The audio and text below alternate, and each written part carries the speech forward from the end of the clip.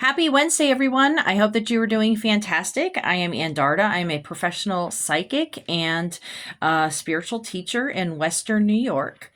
I had a couple of announcements before I started talking about my main topic. So I have my online candle magic class tomorrow evening, 9/11, from 7 to 8 p.m. Eastern Time. It is $20 a person. So you just need to message me to register for the class by noon tomorrow. So you can register the same day by noon, and I will send you the link for the class.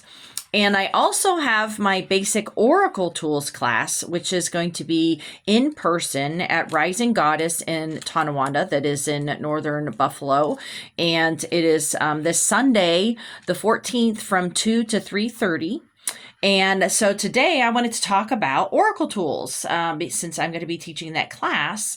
And I just wanted to explain a little bit more about what they are. Most people just know about the Tarot, and this is a class that I am not going to be talking about the Tarot.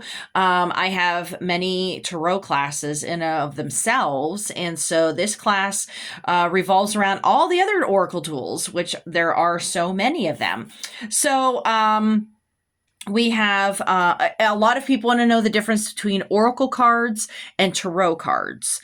And so the main difference is a tarot deck is the traditional 78 card deck that is the four suits, usually, the cups, swords, wands, pentacles in some form or fashion, and then the 22 major arcana cards. So that is a traditional tarot deck. And then an oracle deck is basically anything that the artist and or writer wanted to write about, and they can have as many or as little cards as they want. I've seen oracle decks like maybe 20 or like 30 or 40 cards up to 150 cards. And it is all based on the artist, if they just want to have pictures, if they want to have words on there. So that's the biggest difference. And it just really depends on what resonates with you. I use both tarot and oracle cards in my daily draws for my Patreon page, which I invite all of you to join. I do a daily draw on there, just the energies of the day, things to know, look for, things like that. And I mix, I have many, believe it or not, I have many tarot and oracle card decks. And so I just alternate between all of the different decks that I have. And it just depends on what you're drawn to more. There's no right or wrong concerning which kind of deck you want to use. And you're using the cards, the imagery, and or if there's any text on there to get any answers to any questions that you may have, that you're using your own intuition, your own psychic abilities, as well as connecting to your spirit guides. And so that's how you get information through cards. Okay.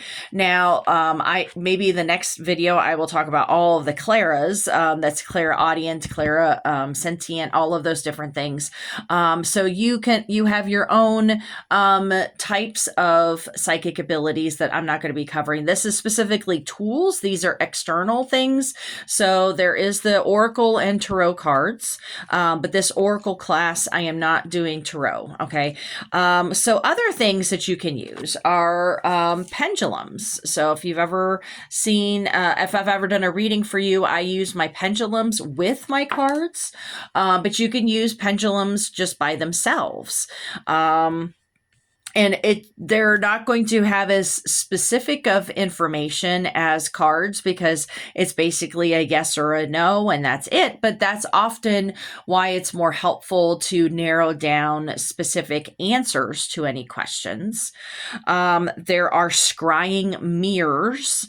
So you can use a scrying mirror to see about any images, especially if you are more clairaudient or, clairvoyant, like myself, that you have, you can see visions or see images, things like that.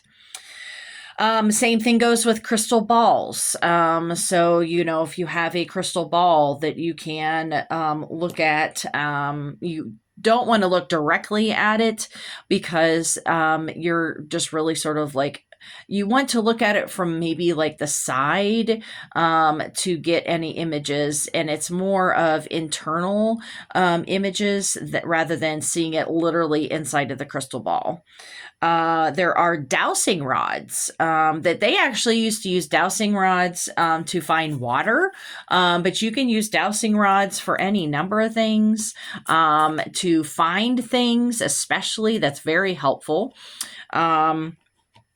Tea leaf readings is another very old way of doing any type of oracle readings, things like that, where you actually have the tea leaves in the cup.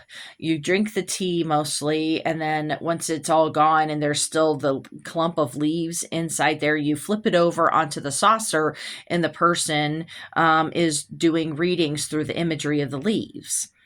And then I actually teach an entire weekend workshop. It's an elemental workshop that I teach how to work with the different elements as far as how to do readings. And so you can use flames, whether it's a single candle or an entire bonfire to see visions. You can use water, a bowl of water, being by a pond, bathtub, whatever that may be, the air from incense, maybe looking at clouds, those type of things. And then also crystals, just like the crystal ball. That is all elemental as far as how to do different types of readings, those are different types of oracle tools. Now, another type of tool that is an oracle tool it's called cleromancy, that is the casting lots.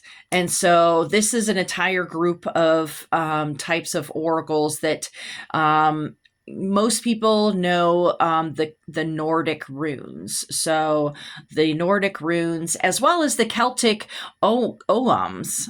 That's what the tree runes are about, is the different Celtic oghams. Okay, so those two types of things are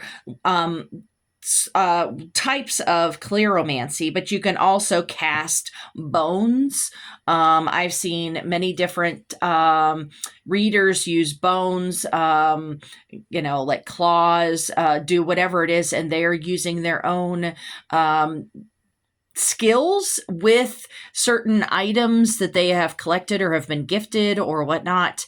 And I've also even seen people read with crystals that are assigned to specific meanings. And so you can have an entire bag of different crystals that you've already been tapped into, that you can just toss the crystals down. And even just dice. You can also do readings with dice. So that is a whole realm there, the cleromancy. And then there's also the very scary Ouija boards, or we call them spirit boards, that you can do divination. I always tell people not to go into abandoned buildings and pull out a Ouija board, because that's how you tend to get yourself into trouble. But spirit boards, they have the little thing that you move around to get the different letters, to get different bits of information. I just highly recommend, if you do use a spirit board, to do this in a protected space, like a protective circle, before you start calling in different spirits and stuff.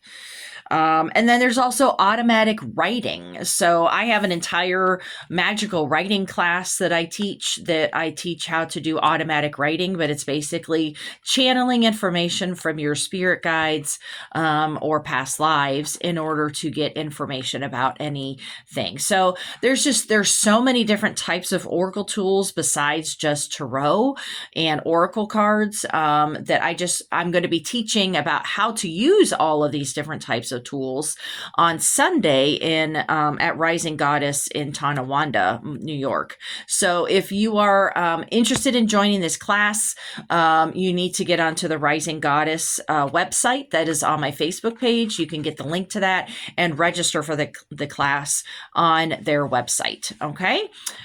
So I hope that, and also just make sure to sign up for my candle magic class tomorrow evening if you're wanting to learn how to do candle magic. Okay. So I hope that this is helpful, and I will see you all next week. All right. Bye-bye.